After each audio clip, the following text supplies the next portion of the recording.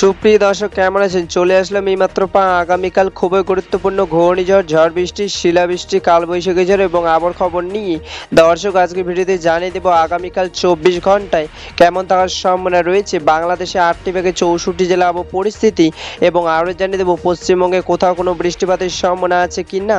দর্শক, আপনি যদি আমাদের চ্যানেলে নতুন দর্শক হয়ে থাকেন তাহলে চ্যানেলটিকে সাবস্ক্রাইব করে পাশে থাকা বেল আইকনটি অন করে দিন।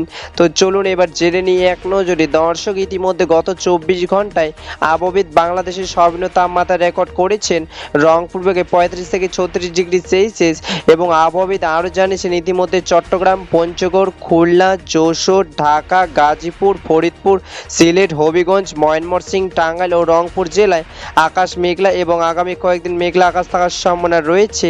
এবং পশ্চিমবঙ্গে আবহাওয়া সর্বনিম্ন তাপমাত্রা রেকর্ড করেছেন হলদিয়া, বর্ধমান এবং রায়গঞ্জে 34 থেকে 35 ডিগ্রি সেলসিয়াস, এবং পশ্চিমবঙ্গে হলদিয়া, খড়গপুর, কলকাতা, বীরভূম, বাঁকুড়া, পুরুলিয়া, আসানসোল, রায়গঞ্জ কয়েকদিন মেঘলা আকাশ থাকার সম্ভাবনা রয়েছে। দর্শক, এবার সরাসরি চলে আসলাম মেঘ বিশ্লেষণের পূর্বাভাস চিত্রে, এবং এই মুহূর্তে দেখতে পাচ্ছি আজ এবং আগামীকাল 24 ঘন্টায় বাংলাদেশে 8টি থেকে 64 জেলা আকাশ মেঘলা থাকার সম্ভাবনা রয়েছে।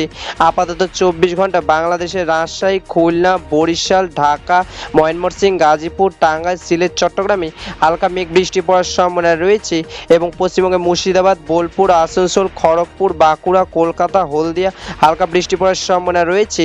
10ই মে 2026 রবিবার খবর। ধন্যবাদ।